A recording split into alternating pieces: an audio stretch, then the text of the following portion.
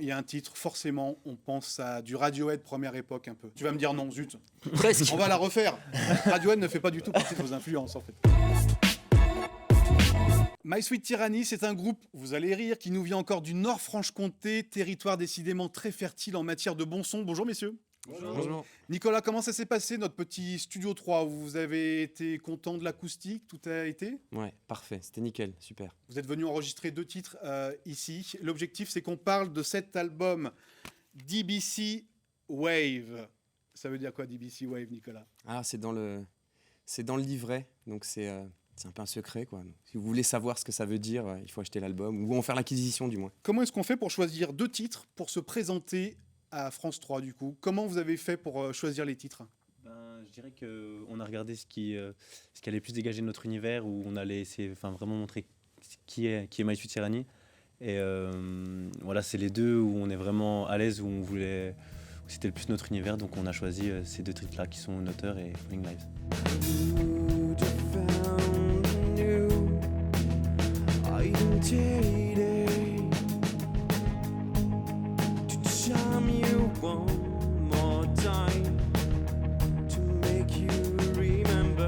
Laurent, il y a un titre, forcément, on pense à du Radiohead première époque un peu. C'est-à-dire ce rock un peu progressif avec des guitares qui peuvent vite monter. Radiohead fait partie de vos influences, j'imagine? Non, tu vas me dire non, zut. Presque. On va la refaire.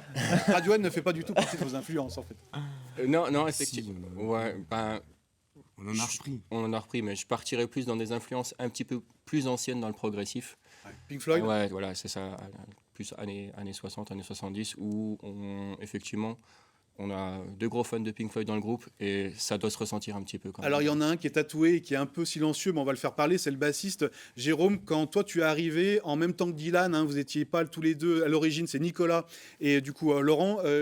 Jérôme, qu'est-ce qu'on t'a proposé toi pour rejoindre My Sweet Tyranny? Pourquoi est-ce que tu as rejoint ce projet? En fait, j'ai écouté du son et ça m'a plu.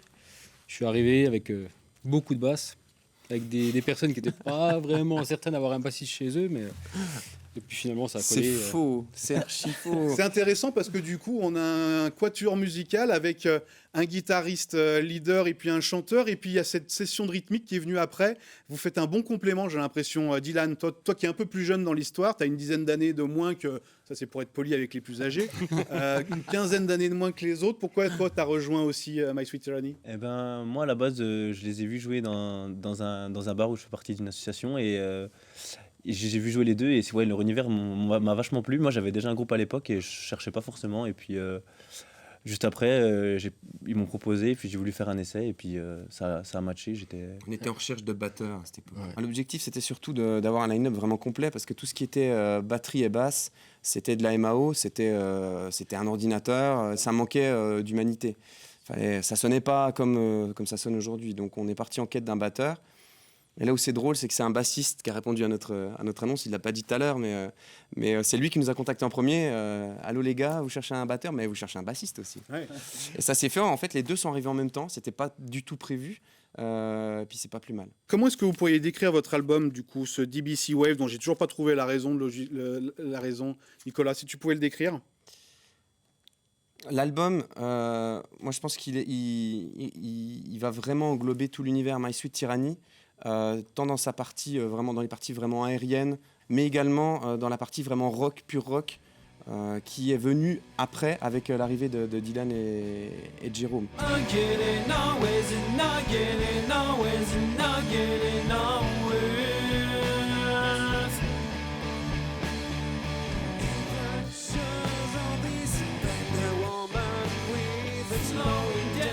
Même si on entend du My Sweet Tyranny dans chacune des chansons, on a vraiment des chansons bien différentes les unes des autres. Il n'y a pas de redite, quoi. Alors, il faut tout de suite qu'on explique quelque chose aux gens qui vont regarder. C'est comme la plupart des groupes qu'on reçoit en Franche-Comté. Vous avez tous un vrai métier, histoire de gagner votre vie.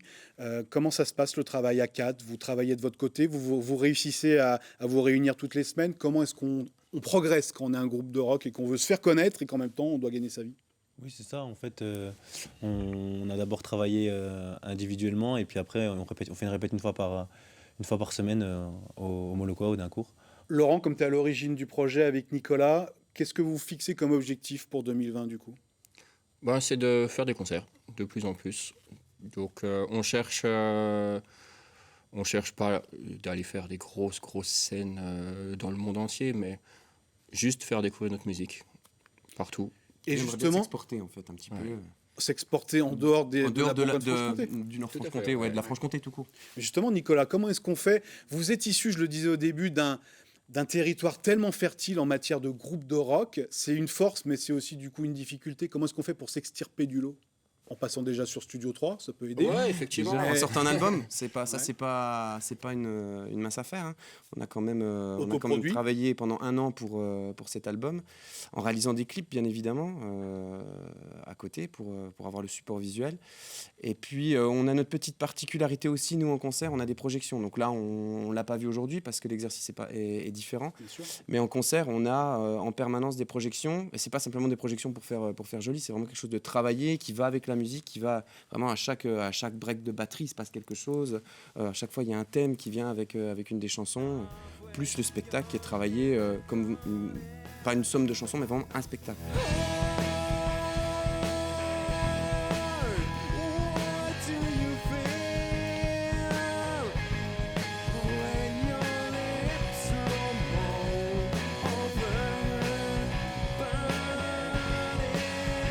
Si on vous tape sur YouTube, on obtiendra effectivement des clips très léchés.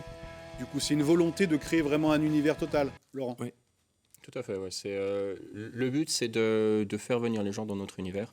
Il y a des thématiques qui sont bien précises au groupe My Sweet Tyranny et on essaie d'inviter les gens à nous. Je ne veux pas poser des problèmes entre la relation entre le chanteur et puis le guitariste, mais je crois qu'il y en a un qui tient à chanter en anglais et qui pourrait tenter du français, mais l'autre veut pas. C'est ça un peu l'idée? Ouais. Laurent, tu es contre l'utilisation du français ou pas? Ça, c'est pas vrai, je crois pas. En fait, on est les deux contre l'utilisation du français parce que on a à peu près les mêmes univers musicaux à la base et nos univers musicaux, c'est pas la chanson française, c'est la chanson anglaise. Donc naturellement, en fait, la composition, elle est venue avec des textes en anglais. Et ce qui est intéressant, c'est qu'au même titre que vous vous appelez My Sweet Tyranny, on sent une volonté dans des textes en anglais d'aborder la dualité, la douleur, la souffrance. C'est des textes qui veulent dire quelque chose.